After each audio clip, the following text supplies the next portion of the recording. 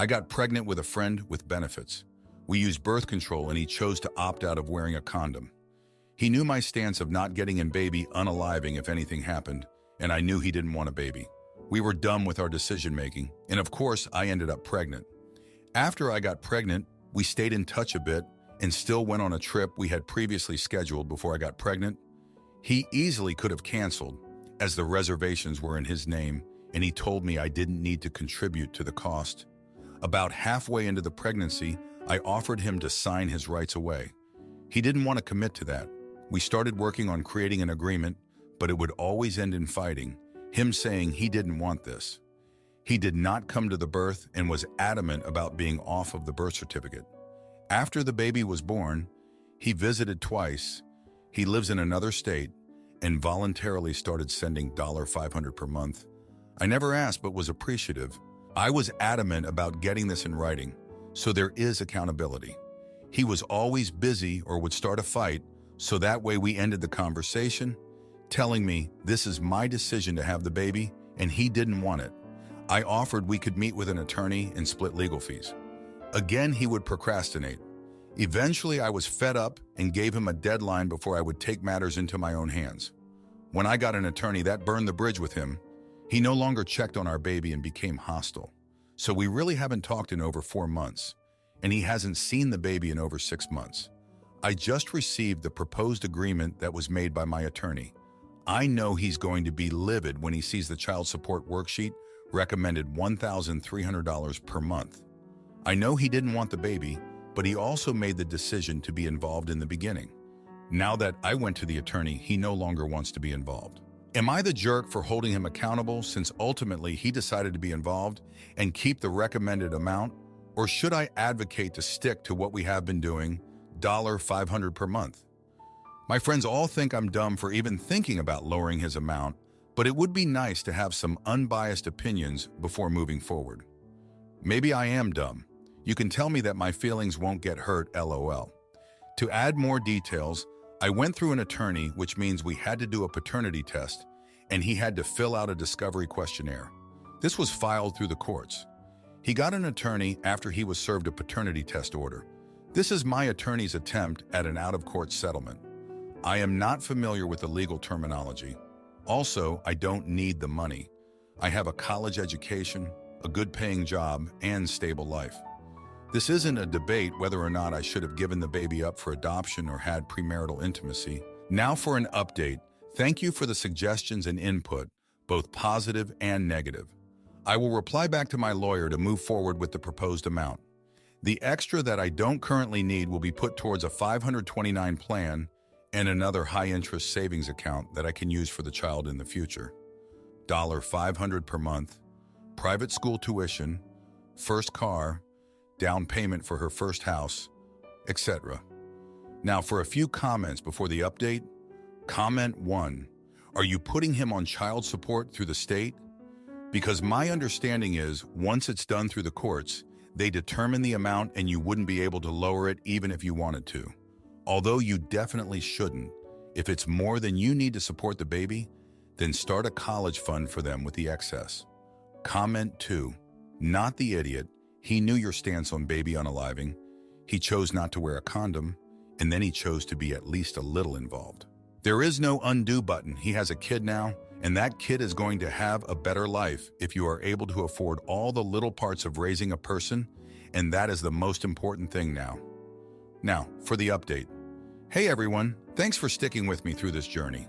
So after deciding to move forward with the proposed child support amount of $1,300 per month, things got pretty intense.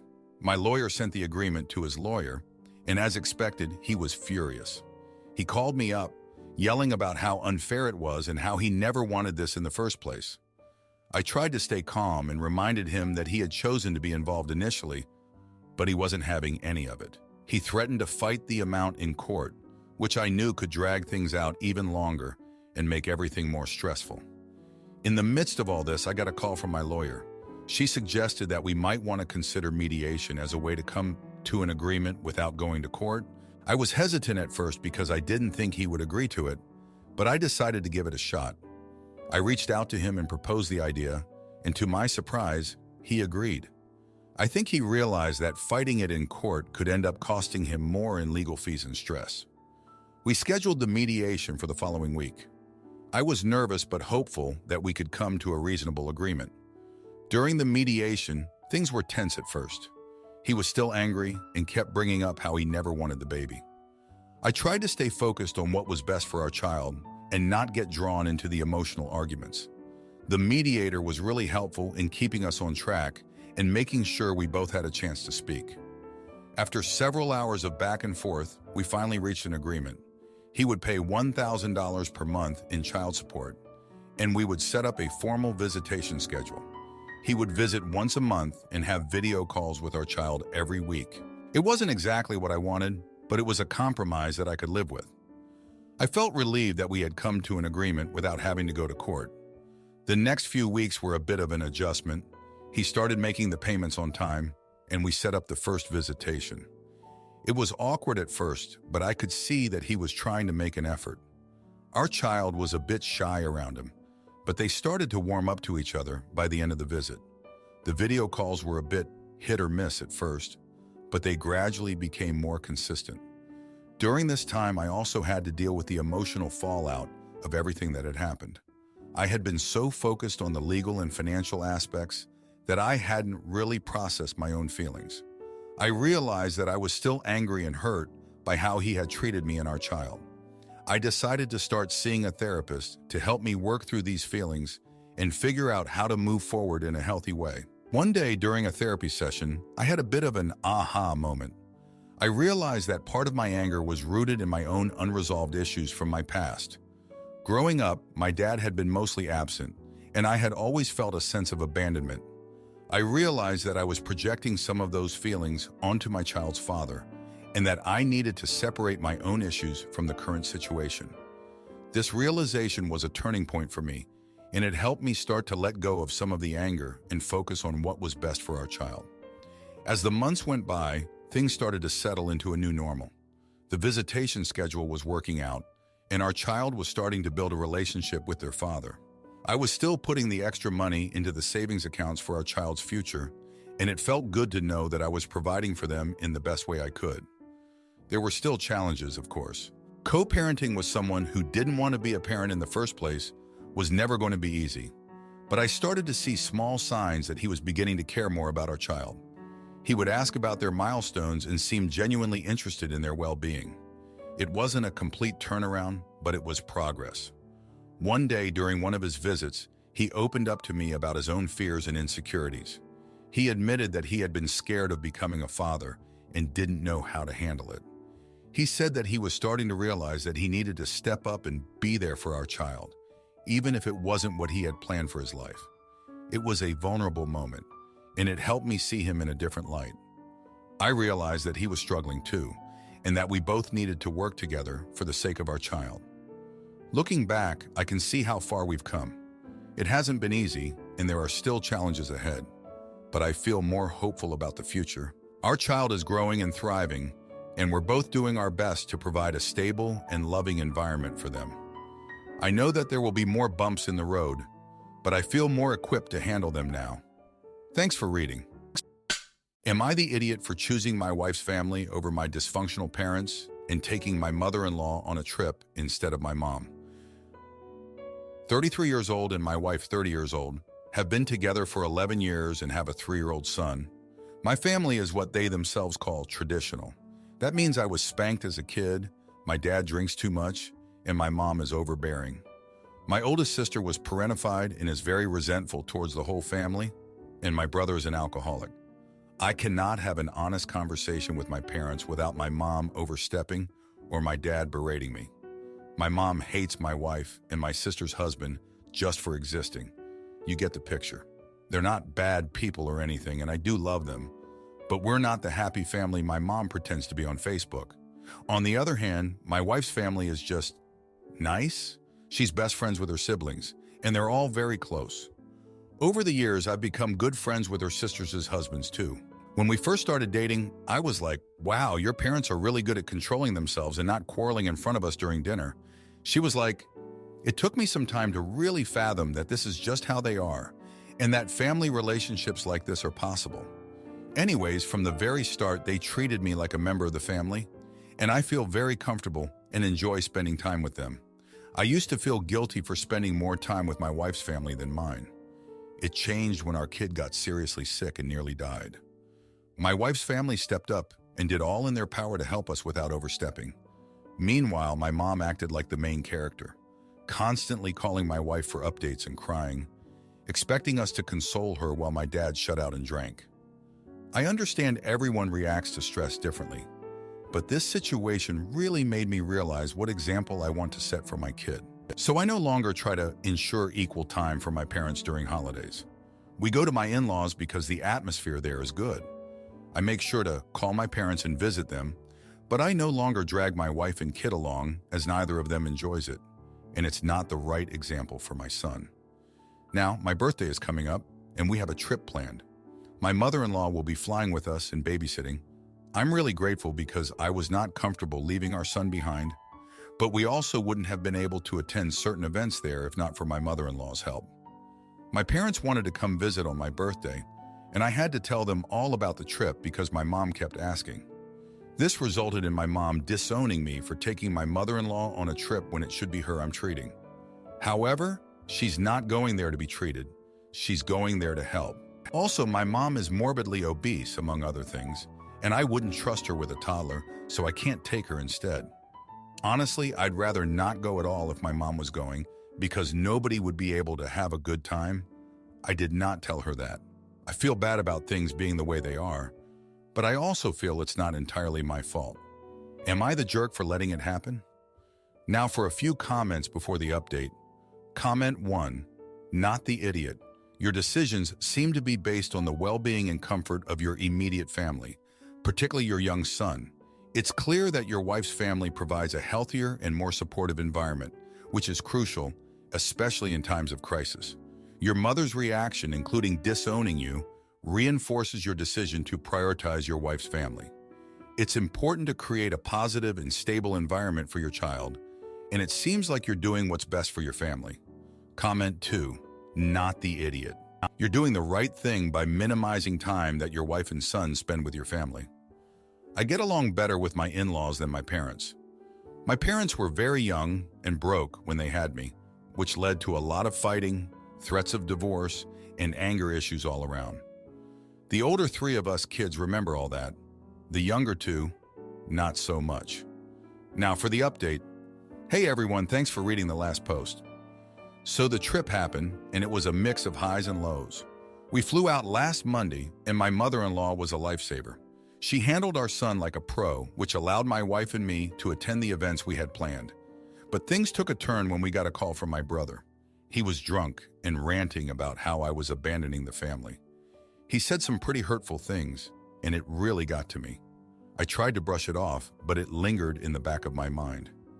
The next day, we were at a family-friendly event when my phone rang again. This time it was my mom. She was crying and saying she couldn't believe I chose my mother-in-law over her. She accused me of being ungrateful and said I was breaking her heart. I tried to explain that it wasn't about choosing sides, but she wouldn't listen. She hung up on me, and I felt a mix of anger and sadness. Later that evening, my wife and I had a long talk. She reminded me that we made this decision for our son's well-being and our own sanity. She also pointed out that my mom's reaction was exactly why we didn't want her on the trip. It was a tough pill to swallow, but I knew she was right. We decided to focus on enjoying the rest of the trip and deal with the fallout when we got back. When we returned home, things were tense. My mom had left several voicemails, each more emotional than the last. My dad hadn't called at all, which was almost worse. I knew I had to face them, so I went over to their house alone. My mom was still upset, but she was calmer. My dad, however, was distant and cold. He barely looked at me and only spoke to criticize my decisions. It was clear that this wasn't going to be resolved easily. In the days that followed, I noticed a change in myself. I was more irritable and short-tempered, especially with my wife and son. I realized that the stress from my family was affecting my own family life. I didn't want to be that kind of husband or father, so I decided to take a step back from my parents for a while. I told them I needed some space to focus on my own family. My mom was hurt, but she said she understood. My dad just shrugged and walked away. During this time, I also had a heart-to-heart with my sister. She admitted that she felt the same way about our parents, but didn't know how to break free. We talked about our childhood and how it shaped us. She shared stories of how she felt trapped and resentful, and I realized that I had been carrying similar feelings. It was a cathartic conversation, and it brought us closer. Meanwhile, my wife and I decided to see a therapist to help us navigate this difficult period. It was one of the best decisions we made. The therapist helped us understand our own feelings and how to communicate better. She also gave us strategies to deal with my parents in a healthier way. It wasn't an overnight fix, but it was a step in the right direction. One evening, while putting our son to bed, I had a moment of clarity. I realized that I was repeating patterns from my own childhood. I was letting my parents' behavior dictate my actions and emotions. I didn't want my son to grow up with the same issues. I wanted to break the cycle and create a healthier environment for him. This realization was a turning point for me. I started setting boundaries with my parents. I told them that I loved them, but needed to prioritize my own family. My mom was resistant at first, but she eventually came around. My dad remained distant, but I accepted that I couldn't change him. I focused on what I could control and made peace with the rest. As for my brother, he continued to struggle with his alcoholism. I reached out to him and offered my support, but he wasn't ready to accept help. It was heartbreaking, but I knew I couldn't force him to change. I decided to be there for him when he was ready, but I couldn't let his issues drag me down. Throughout all this, my wife's family remained a constant source of support. They never judged me or pressured me to take sides. They simply offered love and understanding, which was exactly what I needed. It made me appreciate them even more and reinforced my decision to spend more time with them. Looking back, the trip was a catalyst for change. It forced me to confront issues I had been avoiding for years. It wasn't easy, and there were moments when I doubted myself. But in the end, it brought me closer to my wife and son and helped me set healthier boundaries with my parents. It also strengthened my relationship with my sister and gave me a new perspective on my own upbringing. Thanks for reading. Am I the idiot for confiding in my husband's ex-wife about my brother's wife's hurtful comments? Why? 27-year-old female, have been married to my husband, 29-year-old male, for 2 years. He has an ex-wife, Allie, 29-year-old female, and he and she have 2 kids together, a boy and a girl. We all get along really well, even if we aren't doing family dinners, etc., like some co-parents do. This story is about my brother's wife, Caitlin, 19-year-old female. My husband and I recently had twins, a boy and a girl, and sadly our son didn't make it. It's been a long couple of months with our grief and having my first baby after a rough pregnancy. My brother is in the Army, and while he's doing some training, his wife is staying with us because they're moving soon after he's finished. It was fine at first until Caitlin started making little digs about me, that I haven't lost the baby weight, if I don't want to stay my size, I shouldn't eat XYZ, etc. When my stepkids are here, she once remarked that it was good my husband managed to get at least one son. She's careful to only say these things where I can hear them and no one else. It's gotten to be a lot to take. I've spent a lot of time crying over the things she said about me on top of still grieving my son. I haven't told anybody what she's been doing just because I don't have it in me to have one more thing for people to feel bad for me about, until this past Friday. Friday afternoon, Allie dropped the kids off for the weekend, and while I was standing there talking to her, I guess I looked really upset. Caitlin had just made another crappy comment, and I ended up telling her everything. I told her the last thing Caitlin had said about my weight before Allie and the kids got there. Unfortunately, for Caitlin at least, Allie has a complete lack of what you would call give a frick. Caitlin walks into the room and I'm teary-eyed, and Caitlin makes a comment about me being whiny. Allie immediately fires back with a tone I've never heard her use, with, "You know, being a pick-me witch doesn't burn calories. If it did, maybe you wouldn't look like a beluga whale." At first I was stunned into silence, but before I even realized it, I had started laughing. Caitlin immediately starts crying and leaves the room. Allie goes home and I get a call from my brother telling me I'm terrible because apparently Caitlin had an eating disorder in her younger teenage years, and I was insensitive to that by laughing at Allie's mean comment. While I tried to explain to him that she's been making nonstop comments towards me, he didn't care and kept trying to call me out on it. He even went so far as to tell our parents, who aren't really taking sides, but they do think we should both apologize to each other. So am I the jerk for laughing at what Ali said? Now for a few comments before the update. Comment 1. It was good that my husband managed to get at least one son. Give me a minute. This blinded me with rage so badly that I can barely move on. No, really. I have tears of rage on your behalf right now.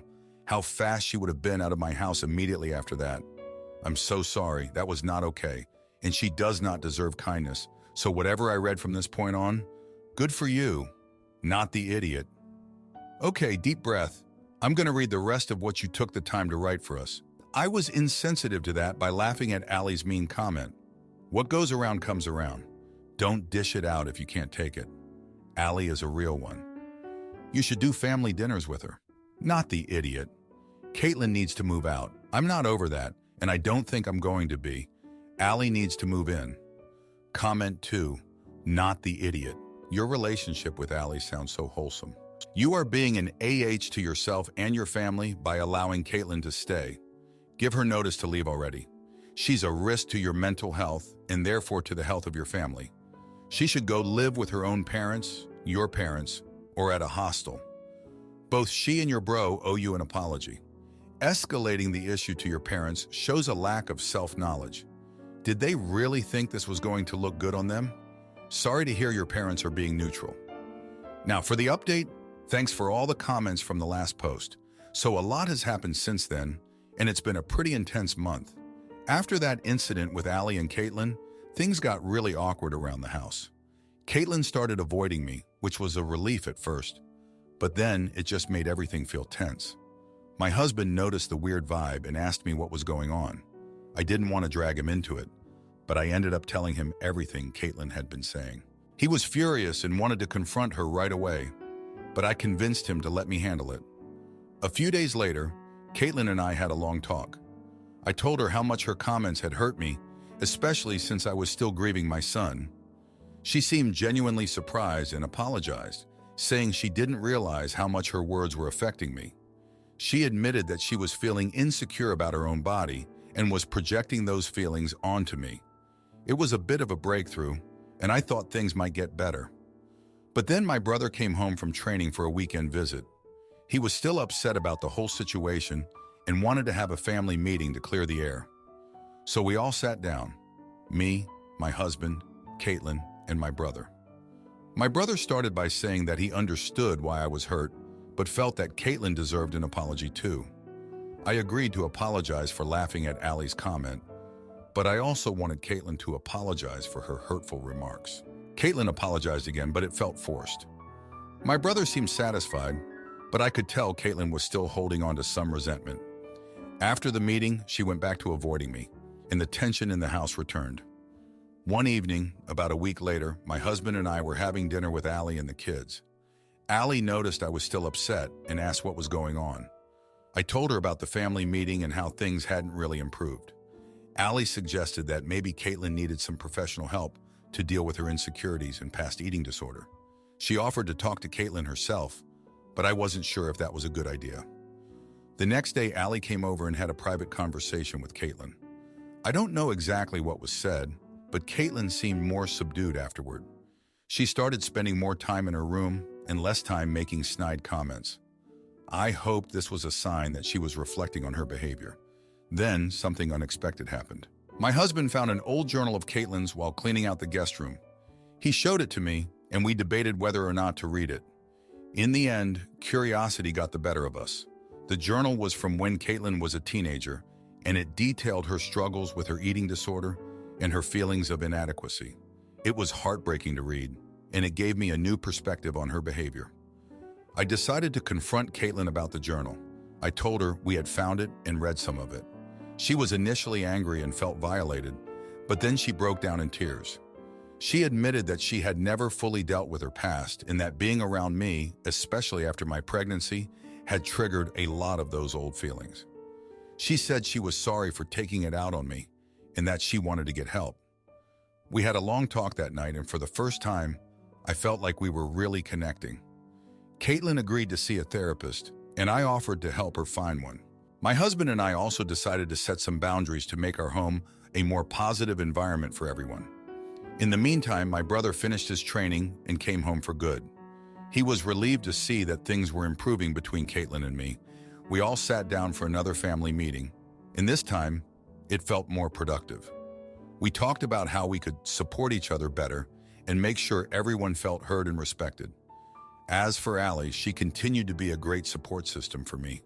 She even offered to babysit more often so my husband and I could have some time to ourselves. Her bluntness and no-nonsense attitude were exactly what I needed to get through this tough time. Looking back, I realized that Caitlin's behavior was a cry for help. She was dealing with her own demons and didn't know how to cope. While her comments were hurtful, they were also a reflection of her own pain. I'm glad we were able to address the underlying issues and start working towards a healthier relationship. Thanks for reading. If you like this video, you'll probably like these too. Also, while you're here, please consider subscribing. It's your support that keeps this channel alive and allows me to make better and longer videos. Have a great day.